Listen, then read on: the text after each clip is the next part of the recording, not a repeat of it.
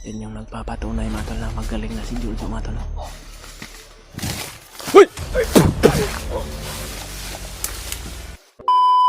Okay. Okay. Yan. Medyo okay na talaga si Jojo mga tol. Patuloy po kami ngayon sa paglalakbay mga tol.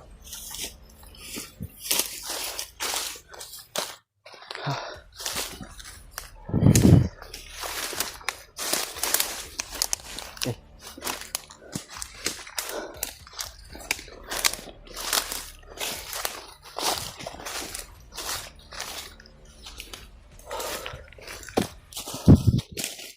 Yun mga tol. Nandito kami ngayon sa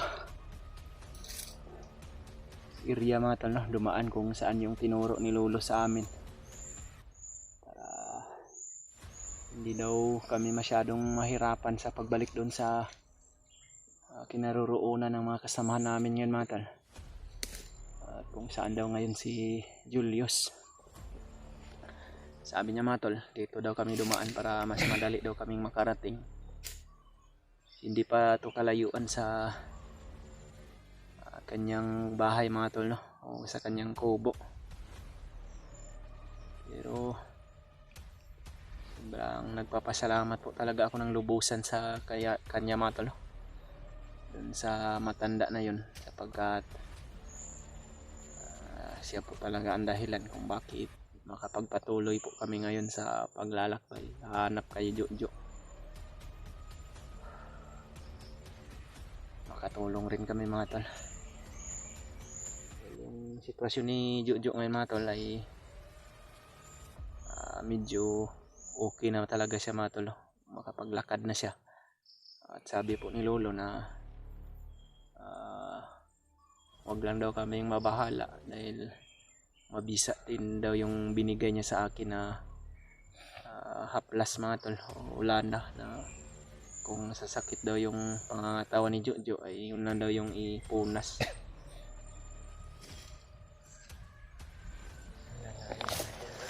Ha? Medyo malayo na talaga tayo. Yan. Maraming malalaking puno ng kahoy dito.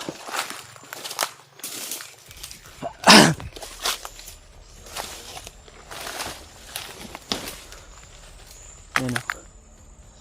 May mga durian pa brado.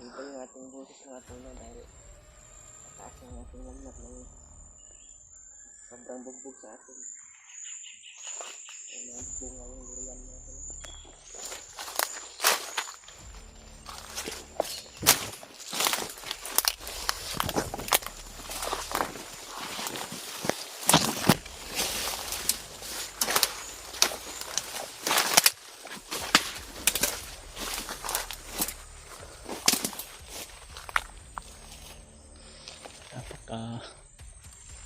Sukal din ang gubat na pinasok namin natin.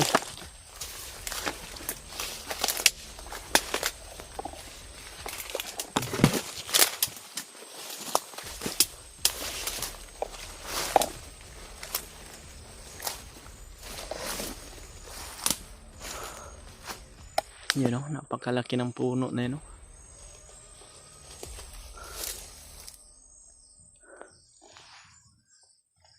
Meron pang prutas dito brado. Meron santol, Brad.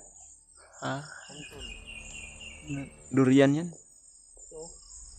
Oh, santol. Pero sabi ni Lolo sa amin mga tol na wag daw kaming kumpiyansa sa area na ito mga tol. Pagkat ito daw area na ito ay sinasakop na daw ito ng mga kalaban. Oo, bandido. Sila na daw yung namumuno dito mga tol. Kailangan ko talagang magmasid at alasan yung paningin ko mga tol para maiwasan na naming mabihag.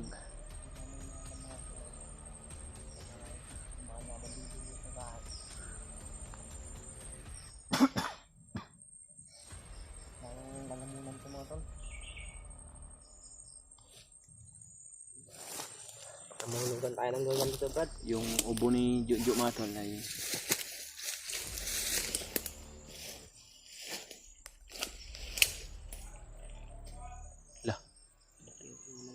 may mga busis sa unahan rin. Parang may mga kalaban mga to.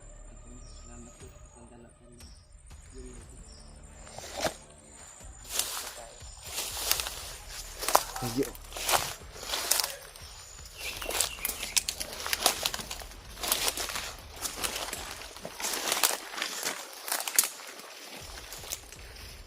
Parang may mga busis ng kalaban doon banda.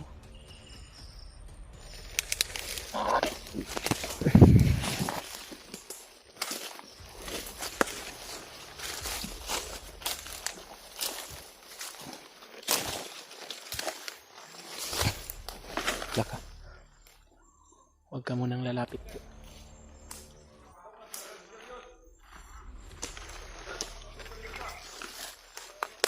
Mga kalaban.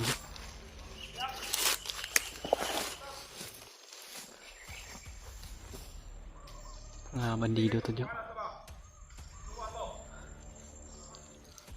Laka. Ikaw yung hinahanap nila, Jo.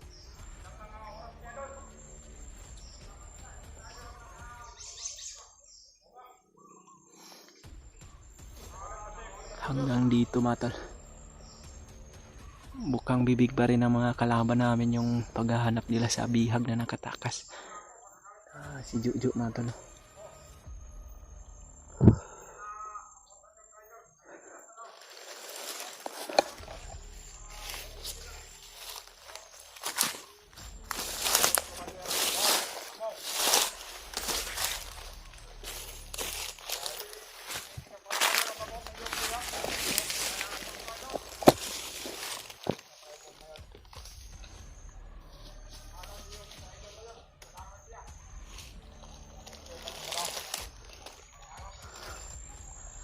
May mga kalaban sa paligid mga tol. Hinahanap nila si Brad Juju. Dahil sobrang galit daw si commander nila na si Julius. Sapagkat dumating daw si Julius doon sa kinalalagyan ni Juju mga tol. Pero wala na daw si Juju. Nakatakas na daw.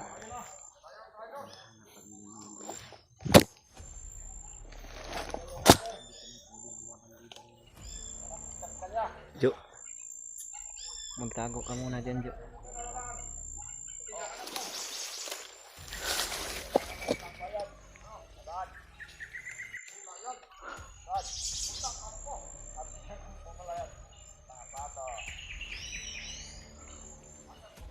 Ay, sa ano ba? Barangay ano ba? Barangay Bayan.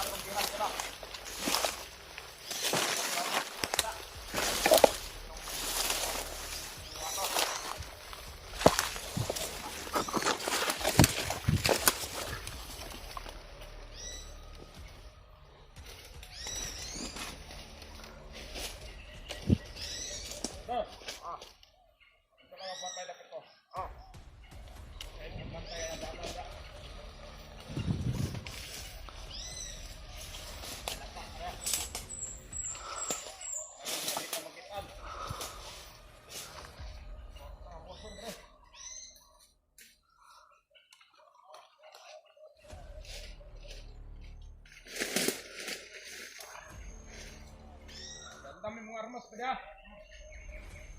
Pala rin daw. Ano ba sa oras sa mga bato? Ano pa rin mga gabi eh.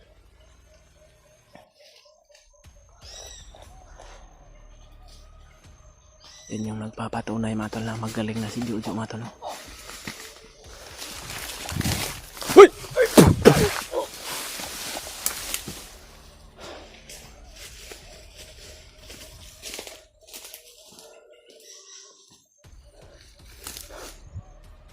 Siguro mga namatay na yun, Jo. Patay na.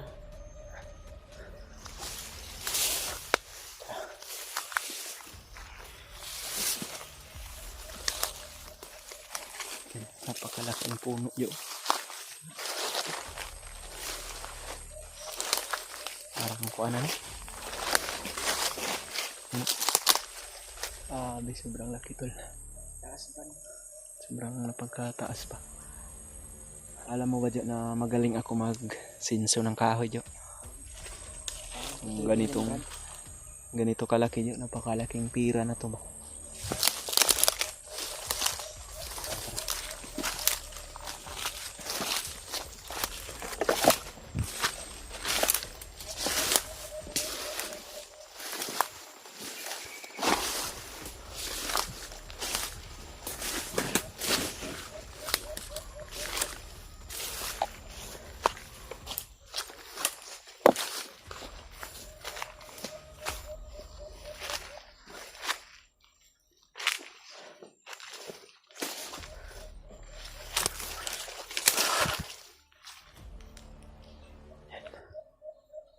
Napakasukal lang gubat dito. Hindi natin alam kung may mga nakaabang bang kalaban.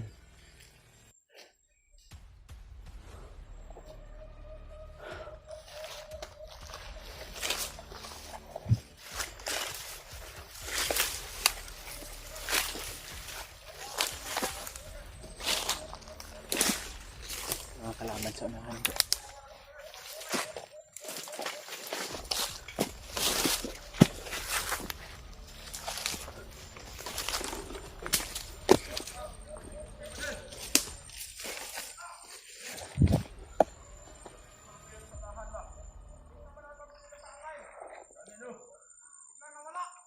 Gobyan sa Jo, may mga kalaban na naman sa unahan, Jo.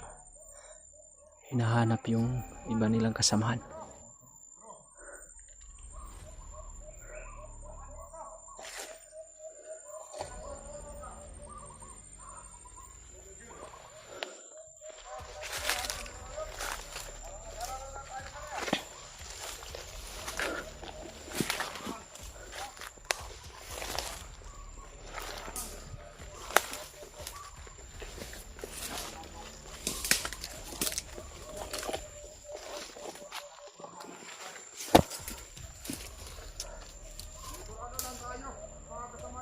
Maraming mga kalaban na naka-aligid sa pinasukan naming area, mga tol.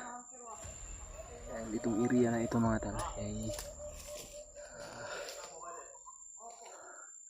dito daw namin matatagpuan yung iba naming mga kasamahan. Dito daw namin makikita yung hinahanap namin na si Julius. Yun yung sabi ni Lulo sa amin, mga tol. Ito yung area na tinuro niya sa amin para mas madali kami makarating dito. Tara ka, Jo.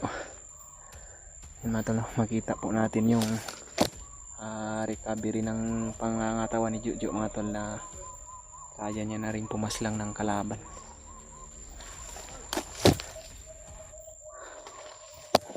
Ano, pagkahirap tong daanan tong gubat na to, Jo. Marami yung mga damo.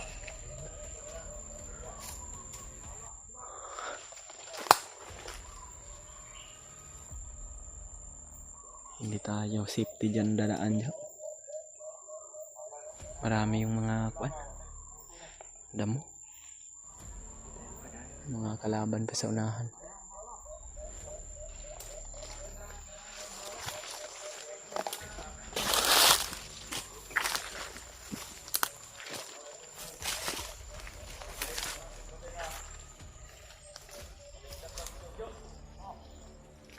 Yan o, ikaw pa rin yung bukang bibig nila, Brad. Hinahanap ka nila. Alam ko na mga tauhan pa rin to ni Julius at ni Commander Amaw siguro.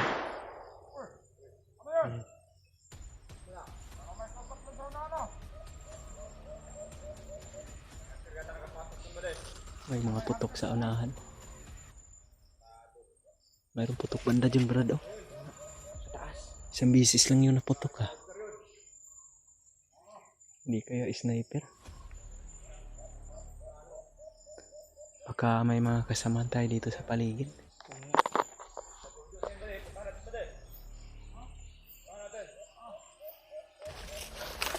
Puntahan daw nila yung may mga photograph.